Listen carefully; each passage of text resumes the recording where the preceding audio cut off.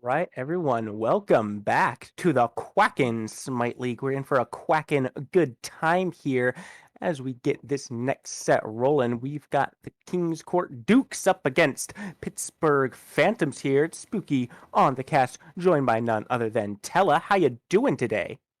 Doing fantastic, Spooky. How about yourself? I am feeling great. I'm seeing some familiar faces in these games, and that always has me a little bit excited. Why don't you give us a little bit of a rundown about these teams? So I gotta be honest with you. The Pittsburgh Phantoms are the majors team of my organization, the High Rollers in the Quack and Smite League. So I may have a little bit of bias. But I am so excited to see them fight the King's Court. Because of players like Clay, because of players like Crusher and Yuri. We have some big names here in the QSL that I straight up do not know what's gonna happen here. I gotta agree with you. I'm seeing a former teammate of mine, Yuri, forever on the Pittsburgh Phantoms. Can't lie, I'm rooting for him a little bit here. But like you said, a lot of good players on the other side here as we get into these picks and bans. Some fairly standard stuff coming out, but also not so standard. We see the Morgan, the Odin, the Osiris all being banned away. We've seen that rise of Odin and Osiris lately. Do you think they're worth first banning here rather than something like the Gilgamesh, the Tiamat, or even the Morgan? Well, I think LaFay? it's a ban here because they might be gunning for one of those picks. Well, clearly the Dukes are not interested in Morgan Le Fay themselves, nor the Tiamat for Phantoms, so it may be the Gilgamesh being looked at first, but that leaves a lot of other things up on the table as well. The Soul being hovered right now. It leaves the Athena up. Do you expect to see anything particular come out here? I expect multiple things. For one thing, Soul is a flex pick, so we don't actually know what that's going to do here for the Dukes. I'm also expecting here for the Phantoms to lock in the aggro hunters Let and the the top picks hunted like hunt. Gilgamesh and Artemis we're seeing here. I am a little surprised that Phantoms don't decide to pick up Fafnir here. Once the Dukes lock in Soul in that top pick, Fafnir becomes a very, very good thing to look at for both teams, right? Phantom so they can take it away and not have Fafnir with Soul and possibly another Hunter. And Dukes because, obviously they'd like to pair that attack speed stim with the team. Do you think that's going to be one of the next picks here in the top three for the Dukes? I don't see how it can't be. With Fafnir's Coerce, it does so much for your team, particularly in Dragon form around objectives. It can make or break a team fight siege or an ambush setting around Fire Giant. I expect to see it here for the Dukes, but they don't grab it. I want the Phantoms to grab it here in that third slot.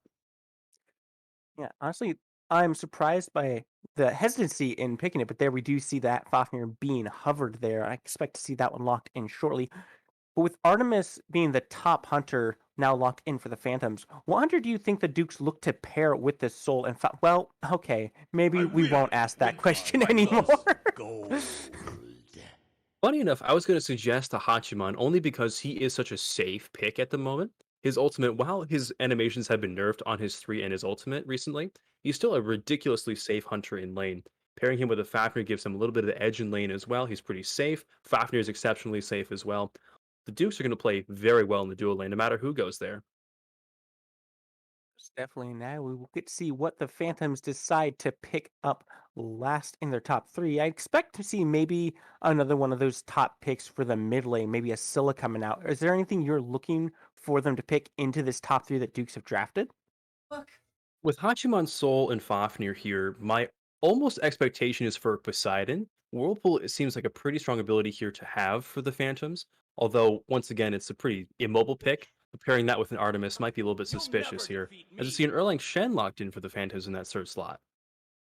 Well, that is an interesting one. We've seen a little bit of Erlong recently. We saw him in the SPL earlier today to great success. But I'm not sure if this is the typical pick I'd see or I'd expect to see with Gilgamesh. Typically, Erlong does go into that jungle role, not the best in the solo lane. Do you think one of these picks is going into the support? I wouldn't put it past the Phantoms to bring something out like that in game one of a set like this, just to take the enemy by surprise here. Although I will say Erlang Shen is probably a jungle pick, knowing Mark like I do. It seems as safe as anything.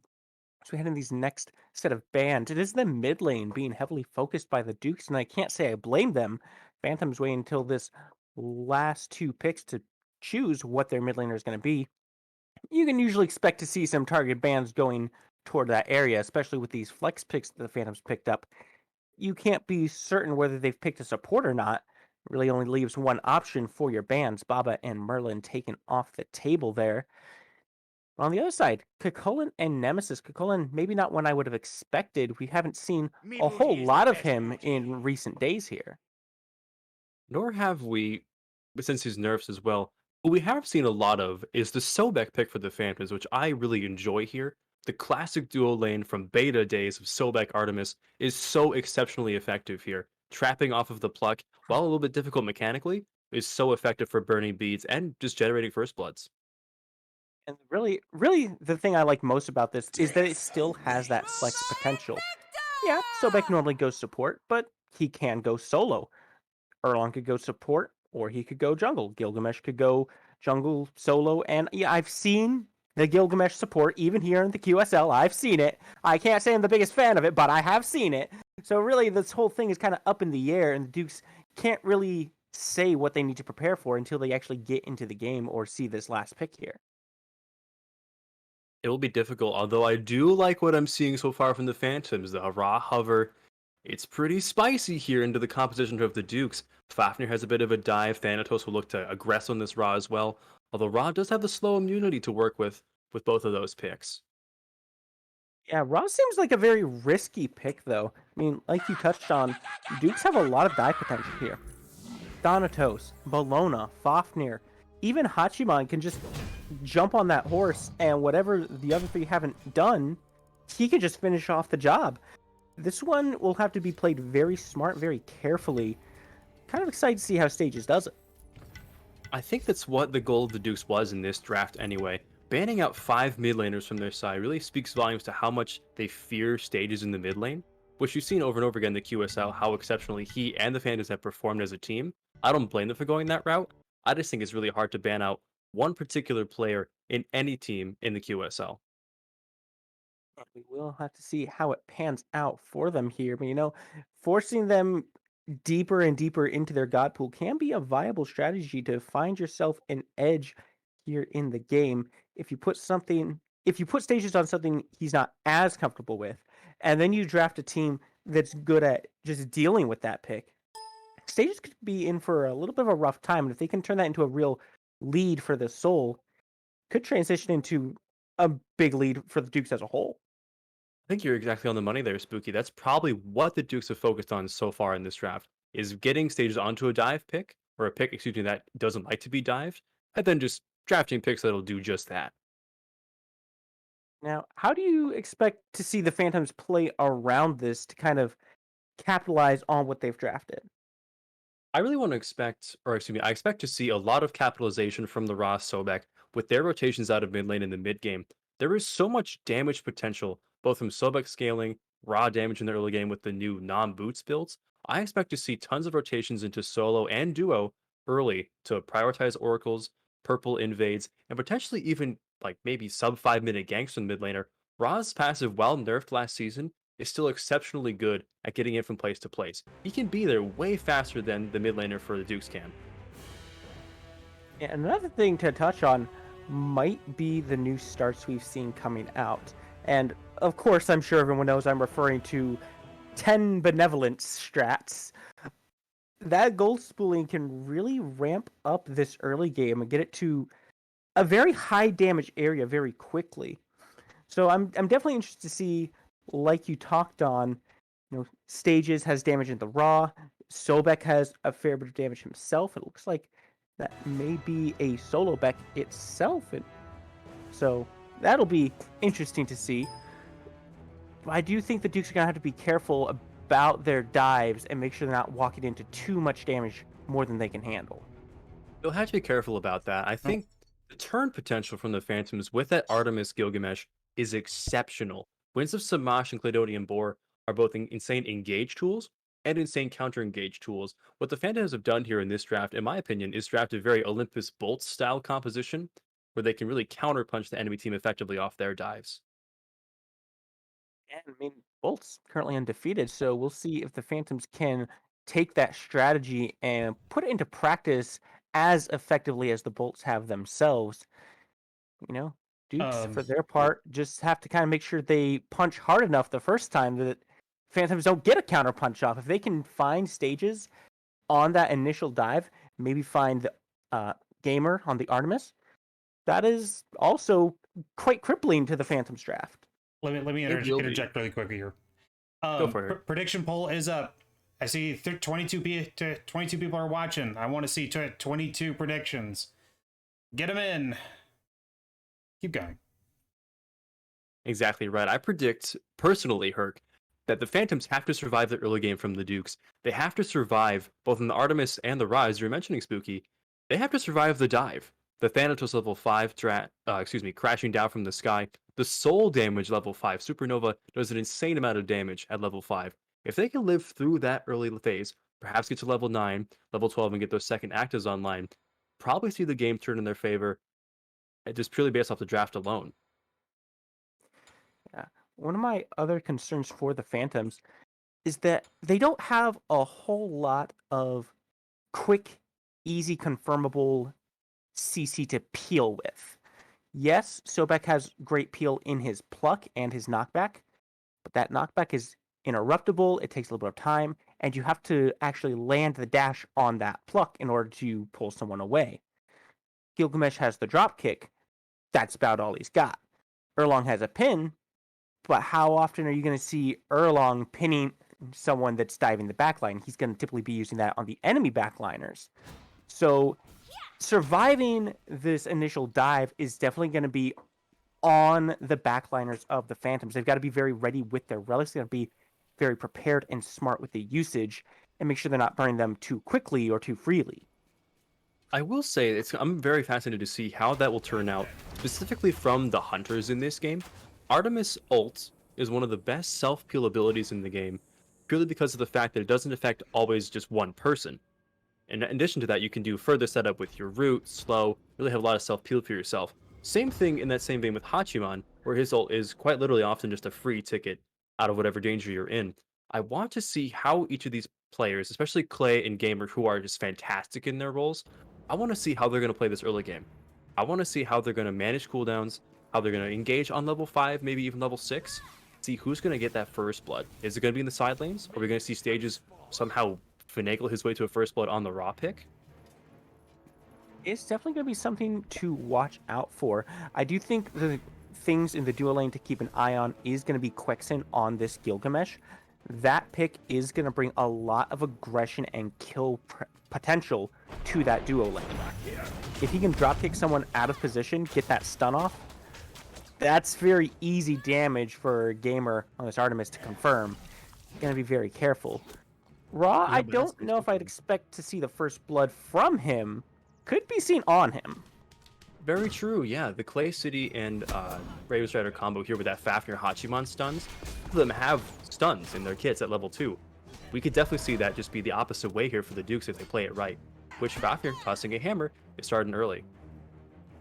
You do see that suppress the instant come out from Gamer, hitting Clay for a fair chunk of damage in the early game. That's the one thing you really got to watch out for, is the poke that Artemis can put out. A lot of people overlook it, but it is quite significant, and it can rack up very quickly. Already you can see Fafnir kind of taking the worst end of a couple of trades there, but so far nothing too bad has happened. No real kill potential just yet, despite, you know, Sam getting very close to that tier 1 tower against Senpai Rar, aka Yuri.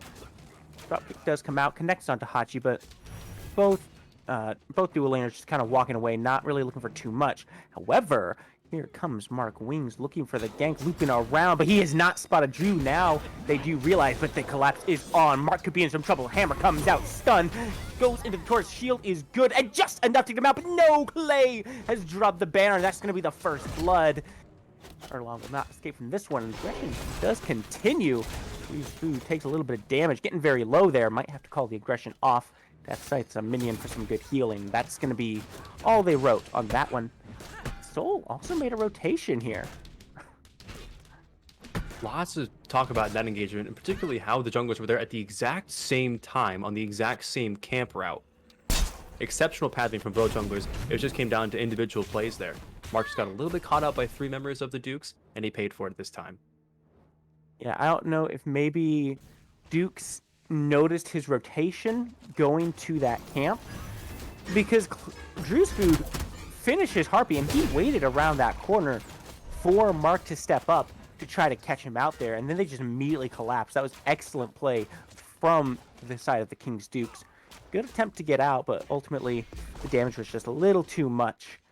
Yeah, but the Dukes are feeling pretty good now, leading by 1 kill and a little bit of gold to make themselves feel better, but not quite enough of a lead to really be significant just yet this early in the game. The most notable part about that lead, I think at this point, Spooky, is going to be the experience lead for Hachiman. The first blood is good in gold, of course, we all know that, but the experience is also important here. He's going to hit 5 just a bit before the Artemis will, which can maybe set up a little more kill potential than we think. See a little bit of a trade happening. Stage is taking a lot of damage. Oh, a great snipe comes through. Drew's food is now fish food as he goes down. However, Zombie Crusher is still alive in this mid lane, still willing to put some damage onto that tier 1 tower. Stage is showing the masterful ability to manage the own HP and say, not even close, as he turns around and snipes out the enemy jungler. Really good job from Stages to maintain that calm you need to line those shots up and find the opportunities for them. You see Gamer take a little bit of damage. They've gotten a little bit of pressure over in this dual lane for the side of the King's Duke so far. But not too much has happened just yet. Ultimate from Sandman Sam with the Eagles rally is just a little bit too late. And Mark does get to finish his head back to the base there. Now the game is kind of falling back into a stall situation. Dukes do still lead, but not by much. Pittsburgh Phantoms should have a name change to Phantoms Not Even Close. So you see 2 Not Even Close plays come out there with the span of a minute. I do want to mention really quick as well, the builds we're seeing from both of these teams, I'm a big fan. Not of the benevolence, mind you, but of the mana can pick up in the jungle. No, you're not a fan of 10 benevolence, or I guess 8 benevolence going around here? That doesn't tickle your fancy? My brain just says, no. It doesn't have power attack speed. I don't want it. I don't know, but the sheer power of the gold schooler is pretty significant. However, see a rotation coming out from the Quexen. Dropkick is good, but not quite good enough. Soul able to use that to separate Zombie Crusher back into the tier 1 tower. No harm, no foul. This solo lane, however, has been pretty much all pressure for Sandman Sam. But that's the thing about Sobek. You can have the pressure, you can lose the pressure. It doesn't matter. Sobek doesn't die. Exactly. Sobek is one of those picks where he, no matter what stage of the game, he will be relevant due to his kit. I'll also mention there really quick in that mid engagement, Zombie Crusher did lose the bees there off of that dropkick engagement. Is a notable relic used there. Very good eye catching that one. And that's probably how he gets away so easily there. But that cooldown being down means that he is a little bit more vulnerable now. We might see another rotation come out as they try to look for Zombie Crusher, try to pressure him out a little bit, and kind of prevent him from reaching a late game status.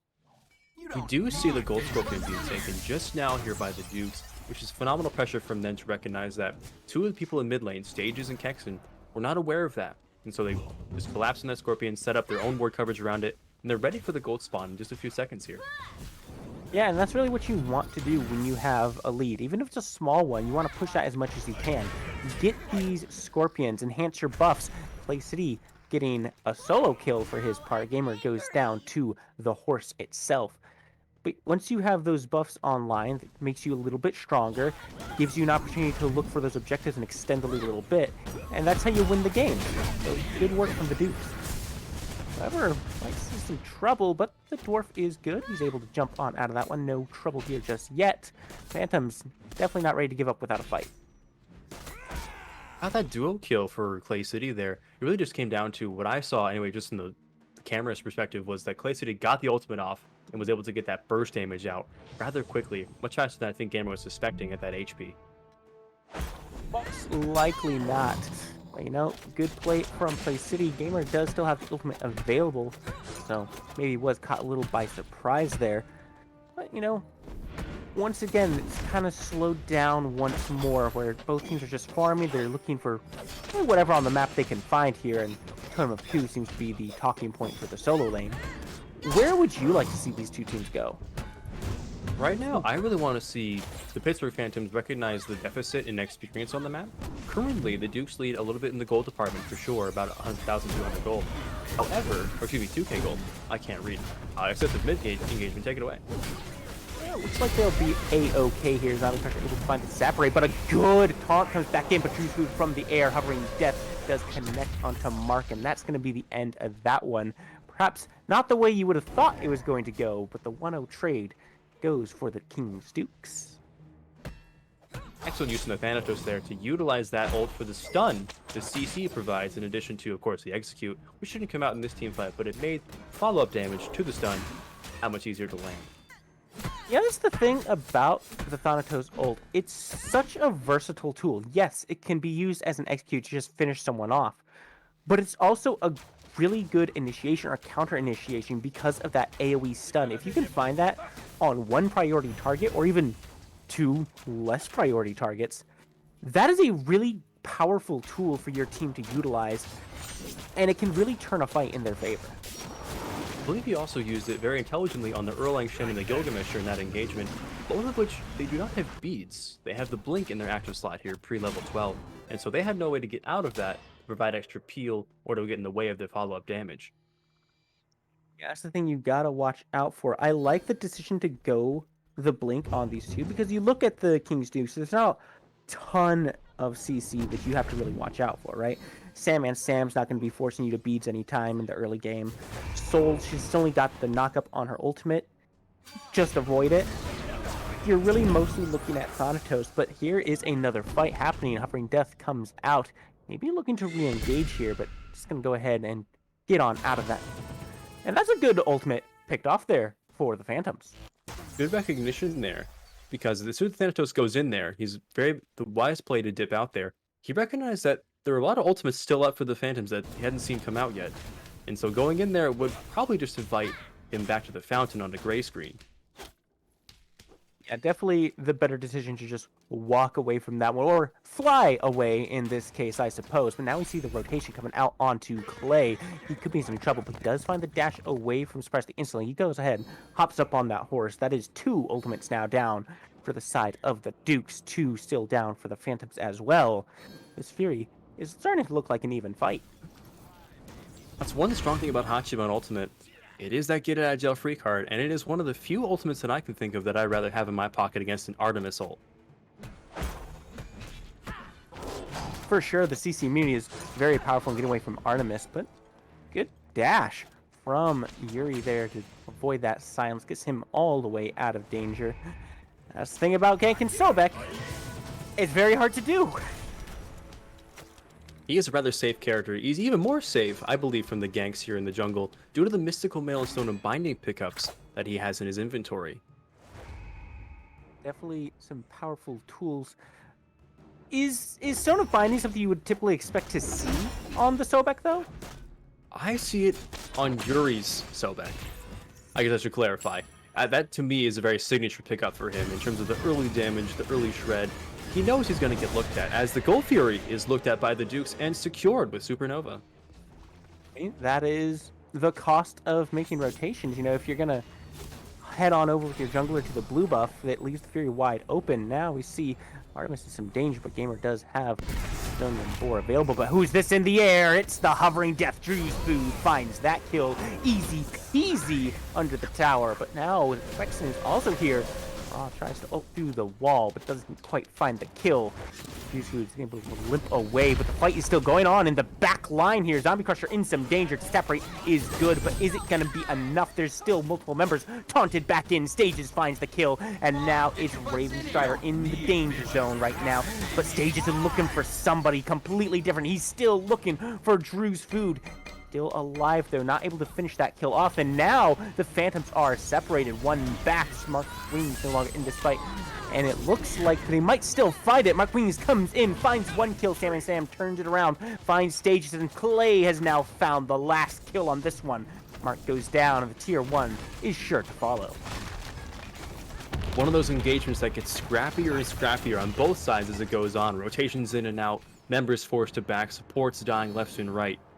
And Clay City comes out with a killing spree. Yeah, I'm gonna say I believe the Phantoms lost that fight when Stages decided to look for Drew's food instead of just putting his damage onto Ravenstrider. He went much closer. He had teammates around him to confirm more damage. Raven was definitely a good target there, and the damage Stages threw at Drew's food just didn't quite connect, which meant he basically didn't do anything in that fight after ulting. And I believe the ultimate was still on cooldown for Sages as well. I think it was utilized a bit earlier in that engagement, as we see Sobek looked at here from the Dukes. Might be a little difficult to find anything there, but doesn't take too much damage here. Looks like he's still got plenty available for him. A good tail whip interrupts that hammer smash, which means Bologna loses out on most of her damage. But now it's actually the Phantoms on the hunt. Stages finds Drew's food at the front side of things here. Zombie Crusher trying to make a rotation in, trying to help out with this solo lane fight. Fafnir into the dragon form, and now Sandman has found Mark. And now Yuri is on the retreat. Supernova comes out, and it chases him down. And it looks like the Phantoms are now going to have to try to get out of this one, but it might be too little too late here. Quexen very low, but he does ultimately fall to Ravenstrider. The dragon is now hunting for the bird. Stage is very low, and it's going to be the last kill for Sandman Sam. The Phantoms are now ghosts. Ghosts indeed. That's not enough damage coming out fast enough for them on that fight from the Duke side of things. They just played that perfectly, spacing out their actual bodies themselves to avoid Stages 1's point blank. We did see it hit Sandman Sam there, but it wasn't quite enough to get through the Shogun's Kusari that Sam built early. Coming in clutch there, those 60 magical protections. I really feel like the Phantoms are being a little bit too aggressive for the deficit that they're in right now. They don't have to look for these fights. Sure, the Dukes have made a rotation onto your solo lane. Sobek can just walk back to the tower and feel totally fine. You don't have to turn it into a fight. You don't have to rotate on them. And I feel like the decision to do so is what's really starting to cost Phantoms a lot of pressure. It really is, and I can see that coming out, especially right now in the Pittsburgh Phantoms T1 tower situation.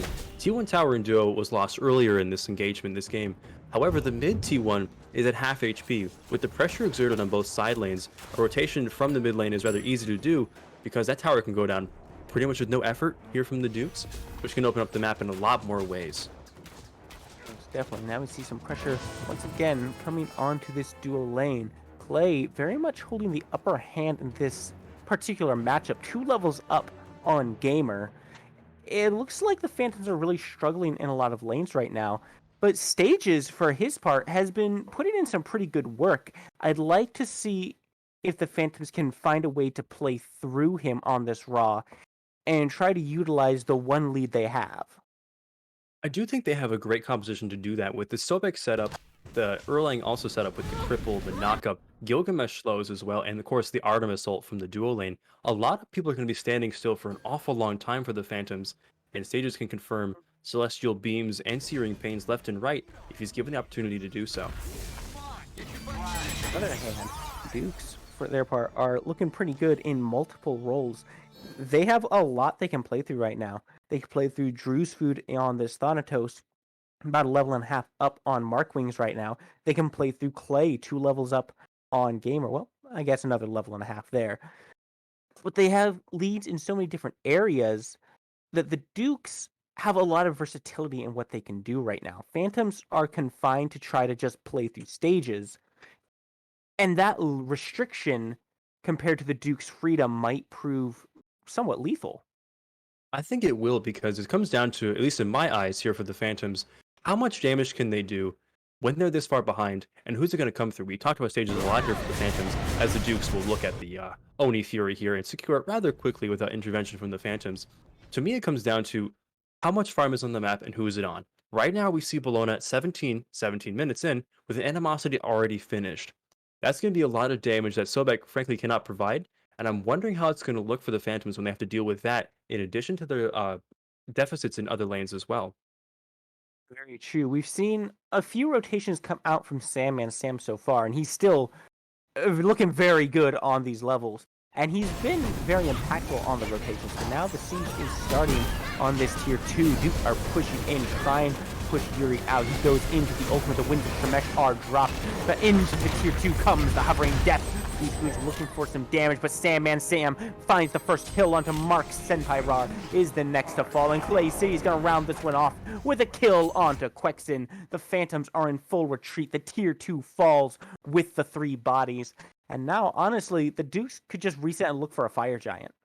They honestly should here, and I will say that was the closest team fight we've seen between these two so far in this game, as we are in the team fight stage, late game portion of Smite nowadays, to 17 minutes. We had 3 people, I believe, from the Dukes there, underneath 25% HP, almost purely because of the damage coming out from Stages, Mark, and Kexen, and Gamer being there. It was a close fight. Could have gone either way, however, the Dukes just had a little more prots, a little more HP, and the Phantoms didn't have enough damage. We say mostly from those, but I don't want to discredit the tier 2 tower as well, putting in the good work. Gotta thank the tower for the extra damage, but like you said, ultimately Phantoms don't have enough of it. They fall 3 for 0, and now this is a big opportunity for the Dukes to blow this game wide open. If it's not wide enough already. I mean, they've got about a 10k gold lead at 18.5 minutes. That's not really what the situation you want to be in. It's very hard to fight your way back from this cliff. It's difficult as well because the King's Dukes are doing what their draft was meant to do, which is play early game. And speaking of, here come the Dukes. Mesh already dropped for zoning. It does end the fight, but that means this ultimate is not available for the Fire Giant itself. That's what the Dukes are going to be looking for, but they're trying to bait someone in first. They don't want to take the full 5-on-5 on this Fire Giant. They want to find a pick first, and they're not able to find it just yet. However, they might have found a pick onto themselves as Sandman Sam gets tossed back into the enemy. This rally is used to get himself an escape. But now that is a big ultimate down for the side of the Dukes. And they do secure the Pyromancer for their troubles. But ultimately, that is going to call off this Fire Giant take. Pyromancer is a good pickup here for the Dukes because now they have a little bit more flexibility in backing and resetting, as Thanatos, hovering deaths away from the enemy team, had to get out there. Excellent work from the Phantoms there. I mean, great work from Yuri, first of all, finding Sandman Sam and forcing him into that position where he has to burn that ultimate. And then great work forcing out the ultimate from Drew's Food on that red buff. Those are the kind of things you need to take when the Dukes are in this position, because you're not going to win a straight 5-on-5 at this deficit. It's just not going to happen. But if you can take away these small tools of theirs, that gives you smaller opportunities to get back into the game. Maybe you can find some farm, maybe you can find some pressure on the map that they're not able to answer as efficiently because they don't have those ultimates available. Precisely, you have a little more wiggle room in terms of what tools you've used against you. Well, you also have a couple more tools of your own coming up. Mark Ultimate coming back up soon. Every other ultimate for the Phantoms is available at the present time. However, the Dukes, with their cooldown builds and of course their ability timers, they also have cooldowns coming up as Thanatos is looked at by the Phantoms. That great damage coming out from Stages there. An excellent setup from Yuri. Unfortunately, Sandman does not connect, but Sandman Sam could be in some danger here, lurking in the waters. But he goes in with the Eel Rally. Winds of Shemesh are dropped in response to Supernova. Connects some damage, hits good damage, but Sandman Sam is still alive somehow. And now Hovering Death is in the air, coming down straight onto Quexen as he executes. And now they're in even more trouble here, looking for the next kill. It's going to be I'm a Gamer. He goes down to spend some time with Quexen on the grayscale. Now the Fire Giant is going to be started up. Notably, Mark Wings, not in that engagement, still has his ultimate available. Could make this a little more difficult, but he's been spotted out here. Tella, he's in danger now. They're looking to pick him off, and right here is none other than Sandman Sam, back from the recall, putting some damage out. That is not going to result in a kill, but it is going to pull the Dukes off of the Fire Giant for just a little bit longer, which means Quexen gets to respawn. Mark was doing the Lord's work there and being a jungler playing for the team, baiting his body with the cooldowns and how safe Erlang Shen can be to just delay the Dukes from doing the objective for as long as he possibly can. They're on it now and it's low. He is here. He's not going to be able to do anything on it though. Clay goes ahead and secures that kill. They're going to secure the Fire Giant up next. Frenzy popped And they're going to turn their attention right on over to this fight after the Fire Giant. Stage is in some trouble. He's been absolutely deleted from this one. Sandman Sam right in the thick of it. Mark Wings goes for the tortoise, but over in the back, Drew's food just drops down from the air. Not able to find the kill with it just yet. The wings mesh have been used. Those are down. Sandman Sam gonna have to walk out of the tier 2 after taking some damage, but it's going right back in. The siege is on. However, Sandman Sam doesn't want to tank it for too much longer there. The 2 will ultimately fall, and Sandman Sam probably felt a little vindicated knocking that one down. T2 will fall on the right-hand side for the Dukes there, leaving one T2 tower left for the Phantoms and a full squad of birds up. However, the Dukes can get a reset, spend all that hard-earned gold for them, and really push that lead they have, that 15k gold lead, into their items, into their builds. Get those starter items done on the 3 level 20s that they have on their team, compared to the Phantoms who have yet to reach 20 on any of their characters. Yeah, and you talked about the animosity on the Bologna. How about the animosity on the Soul right now? Zombie Crusher upgrading that one. He's going to be bringing quite a bit of damage with those basics here. And as they reset, spend that gold, these next fights are not looking so good for the Phantoms. Fury also falls, and that's just that much more gold in their pockets. That much more gold for actives, potions, sentry wards, all of the above for the Health Dukes. pots. Exactly. Apparently. As you mentioned the animosity on the Soul earlier, I think I like it here because she's often a target as Thanatos jumps in. Oh, but he's taunted right back in. They're looking to catch him out. Juice Fu does eliminate Mark Wings. Quexen not able to find the drop kick, and they should just let this one go. Winds of Shemesh are dropped, but he's got the slow immunity. He doesn't care about this, and the blink is also good. That's a lot burned there for very little benefit. Perhaps a trade for the Phantoms that they felt they had to try to fight for there, as we have 3 members of the Dukes on that T2 score, They're going to go ahead and siege as they have 2 basic attack carries to shred that tower into existence. With the animosity from the Soul and Hachiman having full build here, this Phoenix may not last long. And now you see the engagement. Ravenstrider going right on in up. The Dragon Form, he is trying to chase stages down. He is forcing him right on out of there, but Sandman Sam also in the aggressor position. But oh my goodness, Quexen, you cannot be there, my friend. Clay now finds the kill onto Gamers. Yuri's trying to find a little bit, tosses Clay in, but it's not going to be resulting in too much here. Raven is very low, but the Titan is under attack. Hovering Death comes up and down, doesn't connect, but the Scythe sure does. And that is going to be game number 1, most likely going to the Dukes here as the Titan falls very, very low and ultimately disappears. The Dukes doing what their draft was meant to do, snowball the early game, take advantage of the Phantoms drafting for that late game with the Artemis, and really just send it. Yeah, like you said, they drafted a plan, they executed their plan, and that's what you do when you want to win. Take a look at those slash lines. 3 members just undying in that entire game. Fafnir, Bologna, and Hachiman all without the death. Granted, maybe we don't give too much credit to Sandman. You know, he was against the Sobek. Not a whole lot of kill potential there, but even so, as aggressive as he was diving into those fights, it's pretty impressive. I do think those stat lines, in particular comparing to who was dying on the Phantoms, it speaks to how well the Kings here drafted and executed that draft. We have picks like Erlang, Artemis, and Ra, who when put in those positions between rocks and hard places, such as between perhaps a Bologna ult, a Fafnir ult, and a Thanatos coming down on your face, they really can't do a whole lot about that in kit and with actives about it. And I really enjoy how they executed that draft and sought to kill those characters over and over and over again to not even let them get to that late game relevance point at which they are so effective. Now the question is, will the Phantoms be able to pull it back in game number 2, or will the Dukes take this to a 2-0? We'll find out shortly, and we'll be right back.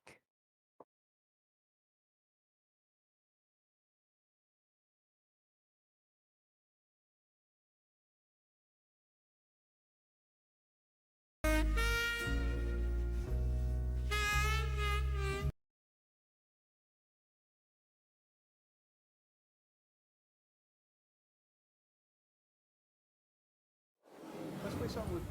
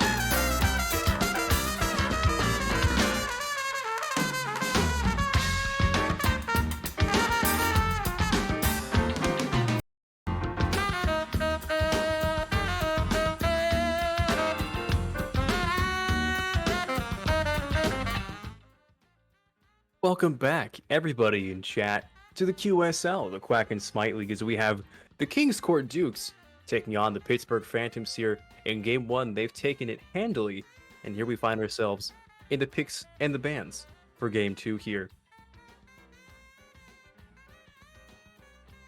We're just waiting on our overlay to update with who has been picked, who has been banned.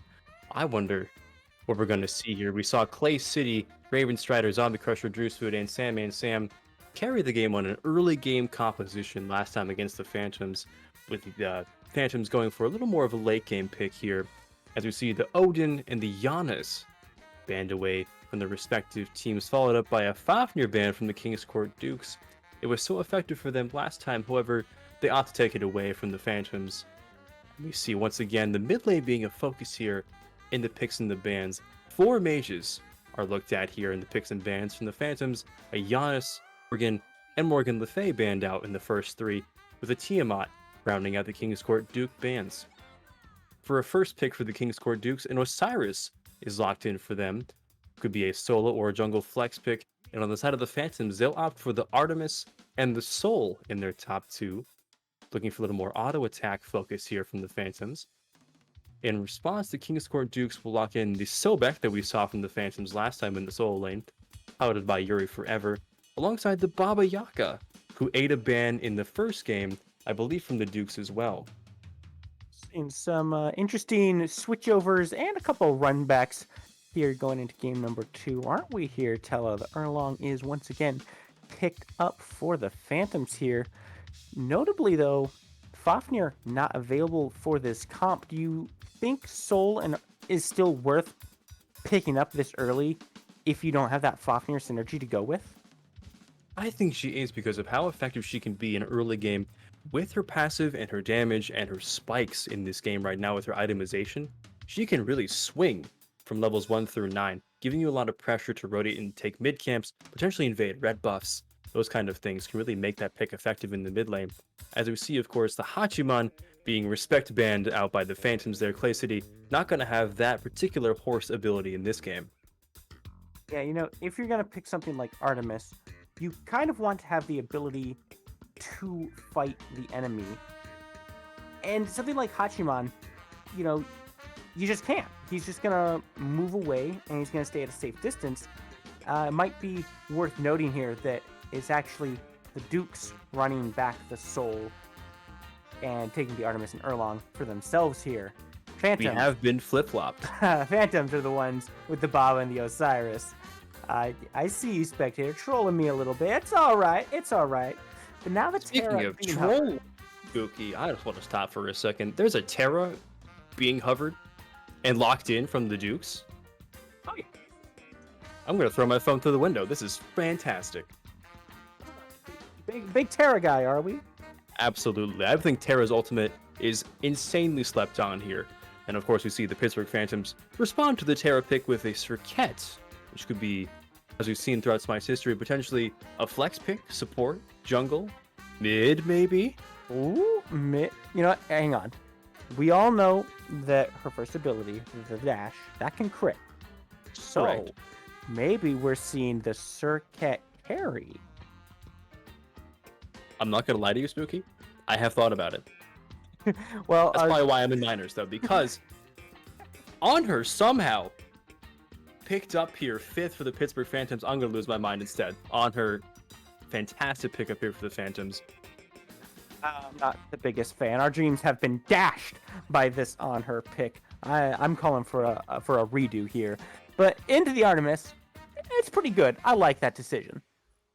I think it's a strong pickup here, too, because one thing for the Pittsburgh Phantoms here, they've changed up just a little bit from the last draft. They have a couple more CC immune ultimates for them, from the Baba Yaga house to Sobek ult, Osiris ultimate as well, and on her, Desert Fury is in fact CC immune. So in the dual lane, there might be a bit better matchup here for carry, for the gamer in his way anyway, to fight through Artemis traps, ult in response to Caledonian Boar, ult in response to the Erlang Shen ganks, etc. And you say a few more CC immune ults. In fact, every ultimate here is CC immune. Osiris immune during that leap. Sobek immune during his ultimate under the waters.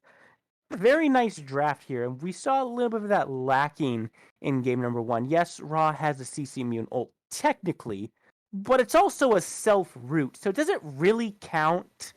I'm not so sure. I'm not so sure either, given the fact that once again we see the Dukes go for a bit of a dive composition. The Erlang Shen, the Terra, the Kakon, they all have one thing in common. Each of them are wearing out the W key on their keyboards. Or they're going to bind their W key to their left click. They're going to run at the backline of the Pittsburgh Phantoms here, running at this Baba Yaga, baiting out her dash. The King's Court is going to have probably a similar goal here in their early game, but they have a bit of an enhancement as well. They're trying to get their carries, the Artemis and the Soul, into that late game, much like the Phantoms were in game 1. And I want to see how that goes for them, with the Phantoms having a bit better of an early game in the on-her pick, with that Osiris on their side as well. Speaking of the Osiris, I really do prefer this Osiris pick here for Yuri in the solo lane. Yuri's always been kind of the guy who wants to box, he wants to fight you, and he kind of wants to win the lane a little bit. He wants to be able to make those trades and be able to dive the back line. On a pick like Sobek, like we saw last game, he doesn't get pressure in that solo lane. It just doesn't happen. With a pick like this Osiris, he's able to fight Sandman Sam a little bit more effectively, maybe find a kill and find that pressure so that he can rotate into these fights before Sandman Sam and try to impact the map that way, which I think was really lacking in game number 1. Exactly. And it is, I was about to say, Herc, we also have the prediction coming out. I think you're about to mention that. That and yep, please get your predictions in, and also note the lineup change. Kexen is now jungling. Mark Wings is now support. I think we're actually just going to see a Sobek jungle here. They just mixed up with their starts is all. We'll see that guy rotating quite a bit. Don't worry. Yeah, But yes, he'll be the jungler in no time. yes, notable change indeed here. And we saw, Kexen have quite a bit of aggression on that Gilgamesh. He was looking for those picks, looking for those kills, looking to find anything he could. Switching him into the jungle, maybe trying to channel his aggression into more profitable areas. Maybe try to pick this soul off and see what they can do there. I don't dislike this decision. Might see another gank come out of this duo lane early. I'm interested to see the differences between these two. I'm interested as well to see just how each of these lanes go in the early game. With how much we saw from game one from both sides, we saw a bit of their styles with the poking, how much they're going to look for in aggression, and the jungler routes in particular. The junglers were in duo lane at the exact same time. I wonder if they're going to go for similar strategies from both sides and try to get that early game pick that both teams really seem to be going for with their picks here.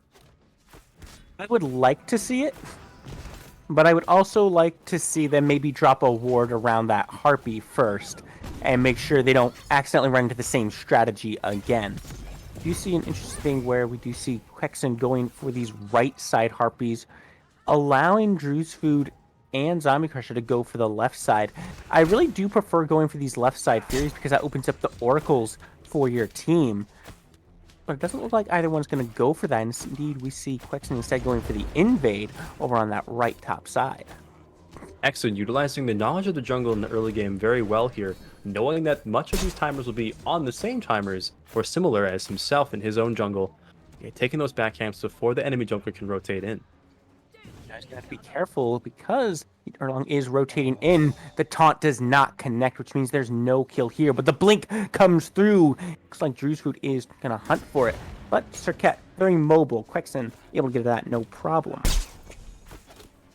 A bit of a great engage there from Kexen to force the rotation from Drew's Food there and make sure he can't pressure anywhere else. For sure. And, that's a small invade, right? It's one camp. It's just the Harpies. But that's one Harpy camp you have over Drew's Food now. And that's going to add up. Good luck coming out from Mark. But the Impale off the Mark doesn't find the stun. Now it's being turned onto Mark. Aggression is on. He's in some danger. Able to weave behind those minions.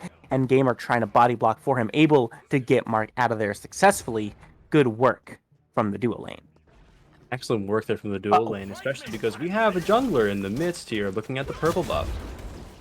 It'll be just a purple buff invade, but this invade means that the Harpy camp not as profitable anymore. Now I've taken a hit on your duo side, and they're going to go for this red buff as well. This pretty much eliminates the Harpy invade and kind of puts Drew's Food ahead in the XP department.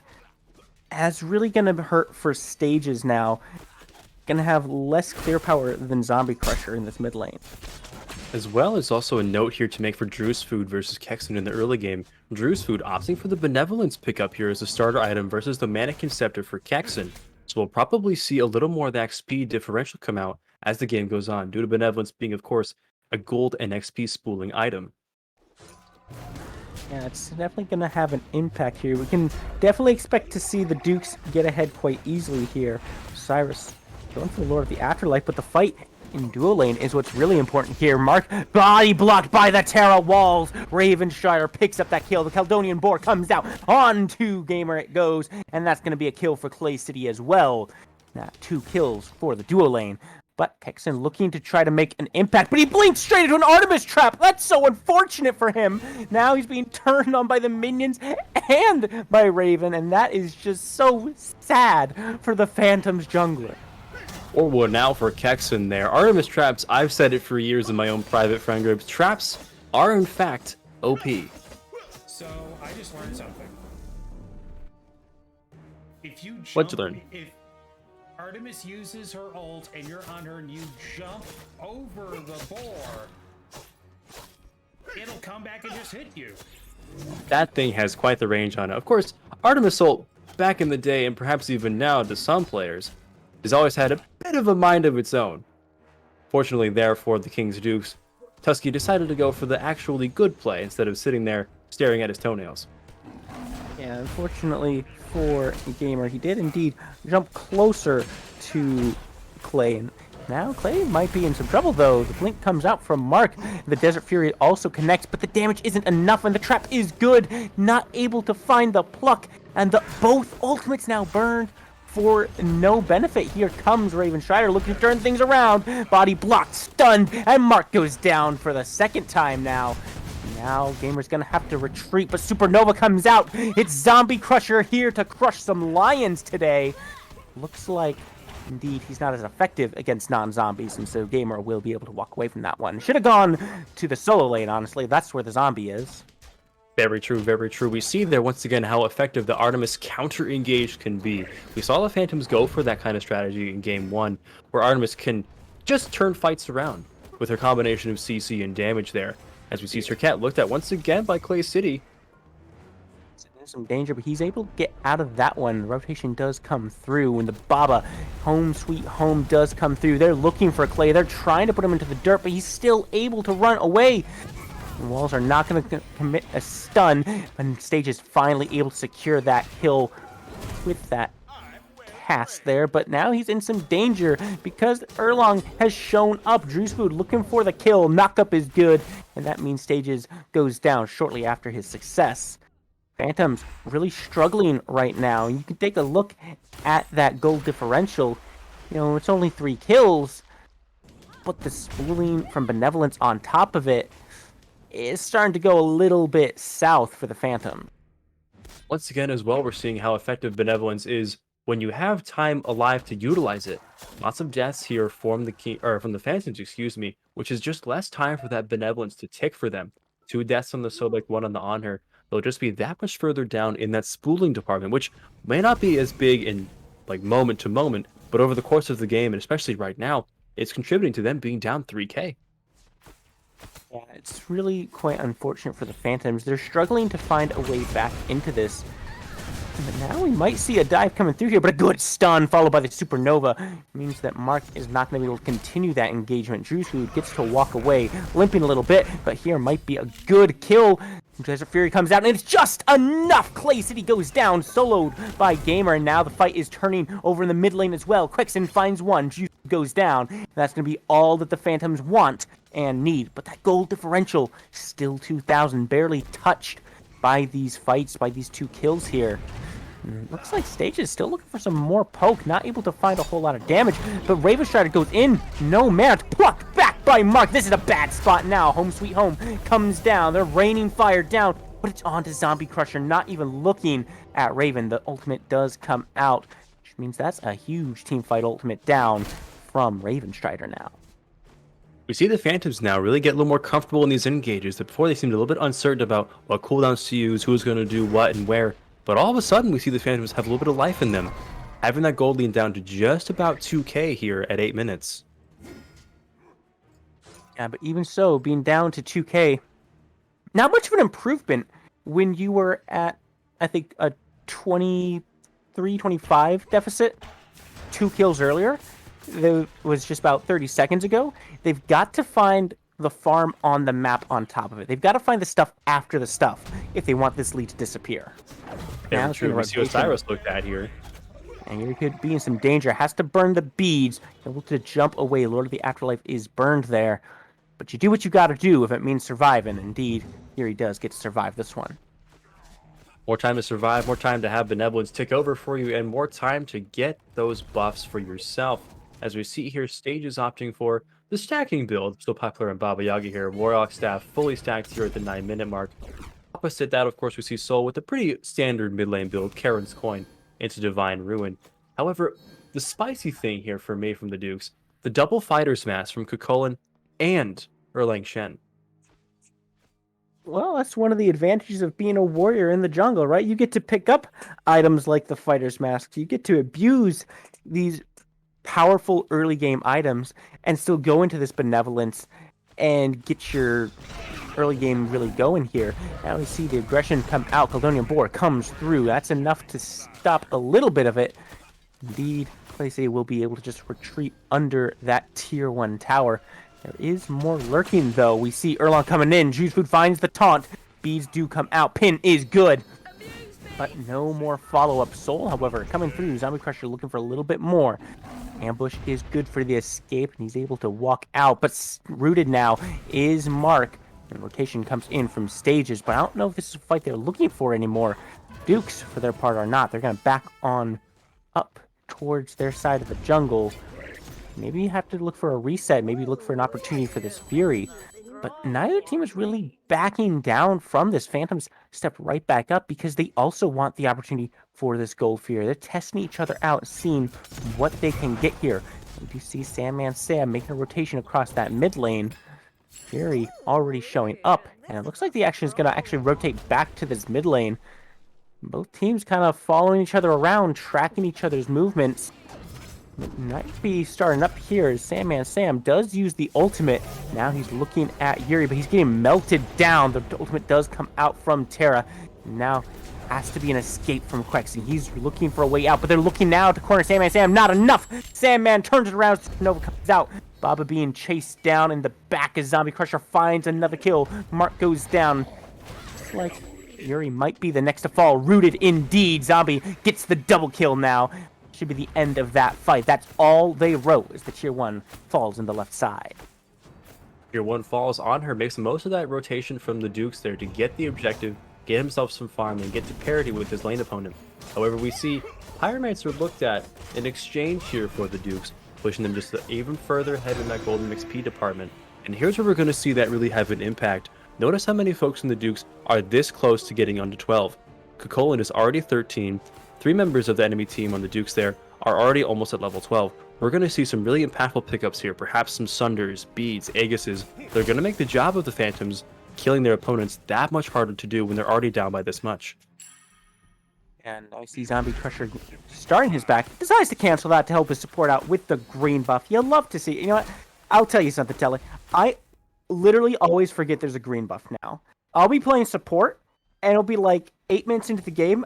I'll be walking back to a lane and be like, hey, there's an install pick of the... Oh, my green buff! So I like to see people helping out with that, especially, 12 minutes in. We see a little fight starting to brew up here. I don't expect too much to happen, but Mark might be falling again here. Ultimates are burned, but pulled off by Quexen's taunt. That means Lurking Under the Waters is going to be used just for a retreat. Nice work from both sides there. Good, clean disengage, not forcing too much to happen here. The Phantoms have really found themselves sort of stepping on their own toes here by forcing engages where they don't quite have the full advantage as Kukulin, level 14, rotates into this T1 tower in mid. Fortunate for him, not able to find that kill as his transformation did end there, which means he didn't have that double proc of the AoE damage going, but it means they are going to have an opportunity for this Gold Fury, which, honestly, we saw them take every single Fury uncontested last game, and it looks like Phantoms aren't willing to have that repeat this time. Dukes do secure their Fury, but Clay City also finds a kill. Gamer returns the favor, but it's not going to last long as Quixen also goes down. I'm sorry, Gamer also goes down. Well, both of them went down. See, I'm not wrong. Pittsburgh's Phantoms are caught between a bit of a rock and a hard place with the Kukulin rotation through mid, forcing out Mark at low HP. All of a sudden, the King's Dukes had numbers, levels, items, and gold, and it was a no-brainer call for them to go for Gold Fury there. The Phantoms felt a little bit pressured there to step up, I feel, and especially with I'm a Gamer jumping in there, I think the Phantoms are really looking for something to help them get back into this game. 1 pick, perhaps 2 picks in a row here to get somebody ahead. Yeah, I don't really understand the decision for him to jump in, but we might have to hold that thought as Stages is in some danger here. Trying to turn it back around, though. Juicefood has to run away. Fire does come through, but Stages had his ultimate available for that Fury. Why have Gamer jump in and put himself in danger at a position when you could just have Baba ult and throw some fire down and try to seal it away that way? They have about an equal chance of success. Might have been a bit better, or I guess safer of a call, I will say, to have that range damage versus putting your body in the way there 1v4. And we see that here with the lead still being about 6k for the Dukes. All of a sudden, the objective talk has not become about the Gold Fury or Pyromancer, but about the Fire Giant, as we see Dukes grouping up on the right-hand side, looking for some ward coverage. You see there they have a sentry on the Fire Giant pit already, and at 14 minutes, just taking over to 15 minutes, we're seeing solo pressure come out and the T1 falling. Not much the Phantoms can say or do about that one. They're just going to have to let that go. You know, they get the consolation prize. Yuri still has his blue buff, so that's got to feel good for him. But now the Dukes are rotating back through this jungle, looking for a couple picks here. And it might be Mark, the next one to fall. Has to go into the ultimate, but he's been chased down by several members. Does get out there. Supernova cut off the retreat path. And Sandman Sam is going to cut off his life as well. Now the Tier 1 under duress as the Phantoms are trying to step forward, trying to defend it. And they are successful for now, but it's still 5 strong against 4. Only one ultimate down. Sandman Sam, first one in, looking to pressure them away. Zombie Crusher finds the kill on the game. Wow. Down, takes down Quexen, and the Dukes are just running through this tower. They don't even care that it's here. That's how far ahead they are right now. They're going to be able to keep up the pressure into this Tier 2. As you see Sandman Sam looking for Yuri. He's not able to find too much success on it. Yuri, for his part, is going right on in, looking for some damage. Stages finds Clay. What a great dive coming from Yuri Forever here. That is going to be enough to save the Tier 2 tower. They might look for more. And oh my goodness, Raven, that's a little bit too big of a bite there. Yuri takes him down, credited for the kill. Gotta thank the Tier 2 towers once again for the damage that they provide in these dives.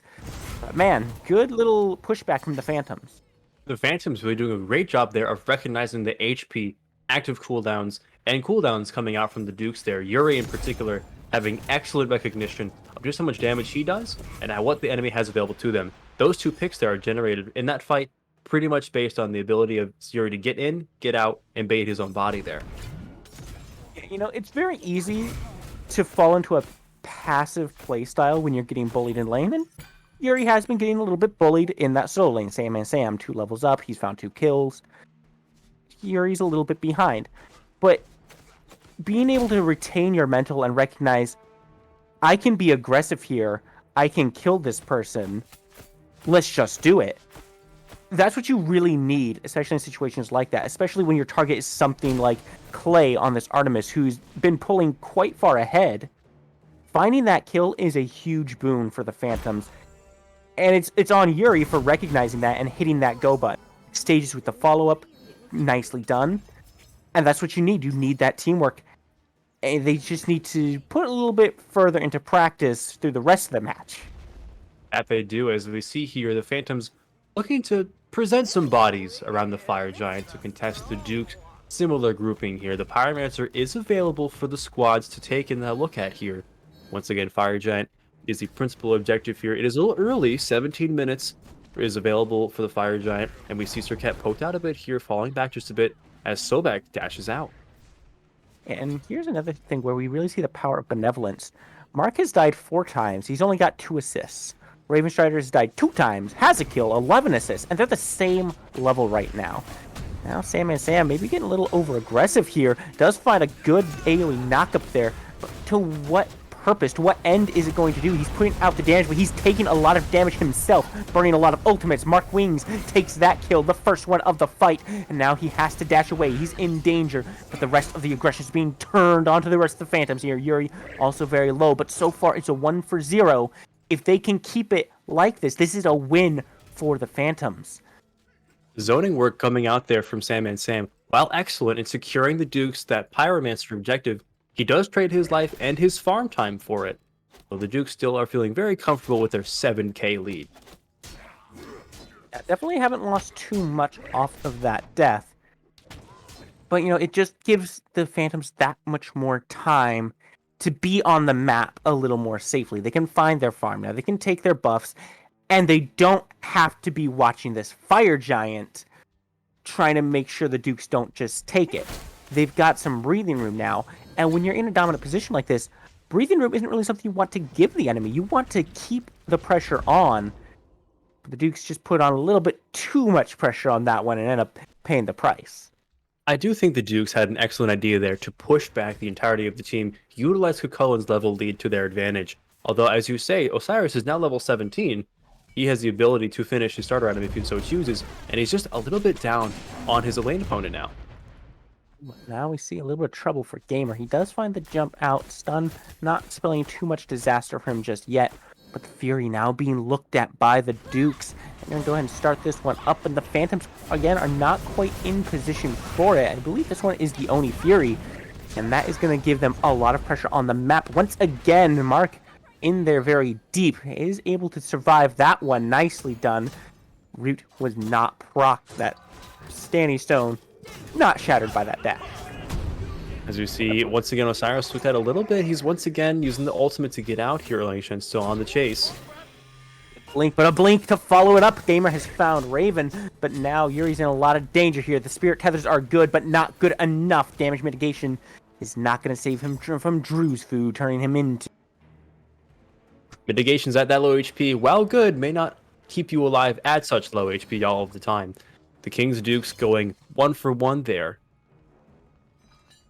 Nicely done by the Dukes, but I still feel like that does favor the Phantoms. It's a 1-for-1 trade, yes, but it's a kill for Gamer, who's been behind, and it's a kill onto Yuri by Drew, who's, yes, he's 5 levels ahead already, but, you know, you've gotten that little bit more of a lead for your ADC player on the Phantoms, and that's who you really need to get these kills. You need him back in this game so he can really bring the damage, as he is going into this crit build. He is, and those items are rather expensive here for the Hunters, and I'm a Gamer currently is sitting at the most gold per minute on his team, with that kill in particular helping him just get that much closer, finishing his build. As we see here, the Duke's still sitting comfortable with an 8k gold lead. They're pretty comfortable with finishing their items here, getting the start items finished here soon enough as the boar comes out, and Mark X-Wings will fall once again. I'm just not sure why he was up there by himself at this point. The Dukes are such a big lead right now. You can't afford to step up by yourself. You've got to be very careful about where you're going. You have to make sure you know where the enemy is and how far away they are from where you're going, which means you need wards where you're going.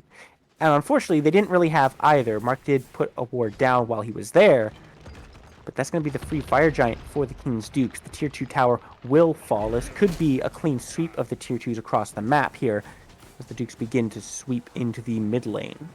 They will probably do so here because taking the jungle away from the Phantoms, taking down those T2s, that's going to compound the gold lead for them. It's already sitting pretty at 9k. It's going to put them upwards of 10k plus ahead, which at this point in the game means starter items, it means upgraded actives, it means that much harder of a time for the Phantoms if they were going to do something to do that thing.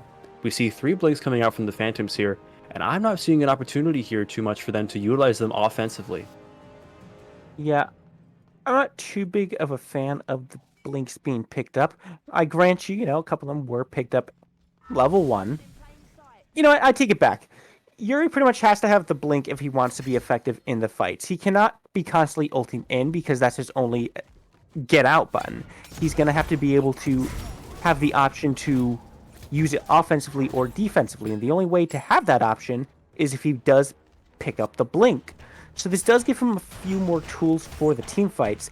It's just going to be, like you said, very hard for him to find the right moment to utilize it. But if he does find that moment, it could be huge. We do see the 1v2 going very nicely in Drew's Food's favor. Sam going to finish that kill off. Quexen now in danger, but the Spirit Tethers... I'm sorry, that's none other than Yuri, who does find the Spirit Tethers.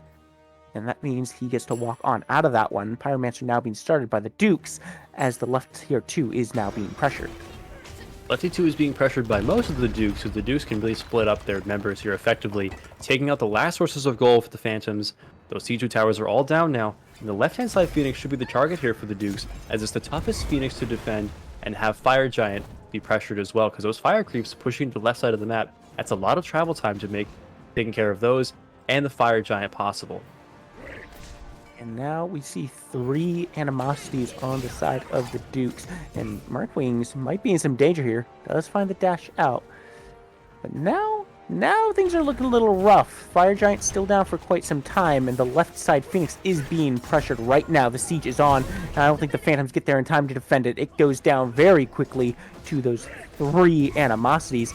Now the rest of the Dukes are looking for a little bit more. They're going to back up and regroup here. Get ready to siege possibly this mid Phoenix as well. They will siege the mid Phoenix here because, as you mentioned, those 3 animosities, that is collectively 4% HP damage, 2 structures on 3 people. And here we see the engage. ult does come through, and the frenzy is pop. Clay has absolutely erased Mark from the fight. Yuri trying to find some stuns with those Spirit Tethers, but it's not going to be enough. He is trying to cause some havoc in the backline. He finds Zombie Crusher, but he falls to the double kill for Clay City, and that is going to be almost a complete wipe. Yuri, the only one left up here, as the Titan now is under duress, and that is going to be game number 2, going the way of the Dukes. The Dukes, they're doing the same thing they did in game 1, looking to have a bit of that early pressure compounded here with their late game presence, and they brought it hard here against the Phantoms. Now, Tella, I got to ask you one question, one very important question. With those 3 animosities on the side of the Dukes, can you imagine if it still had the triple damage to structures? Can you imagine? I think we would have seen the animosities there. The Phoenix would have been gone in about 2 seconds instead of 5. Phantom's perhaps feeling very happy that those are no longer a feature of animosity, perhaps not as happy with the results of this match, as the Dukes do take this one 2-0, a great success for them.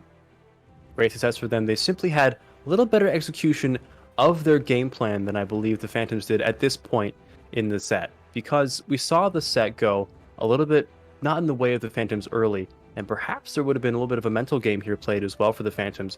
Pushing through the early game is hard when you're down by that much, and I suspect it was a bit hard for them to do that 2 games in a row.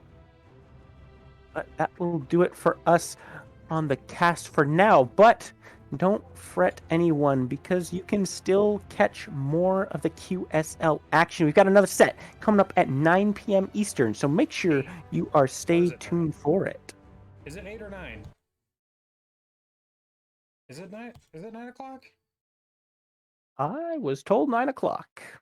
Double checking really quick. Yes, I believe it is at 9 o'clock.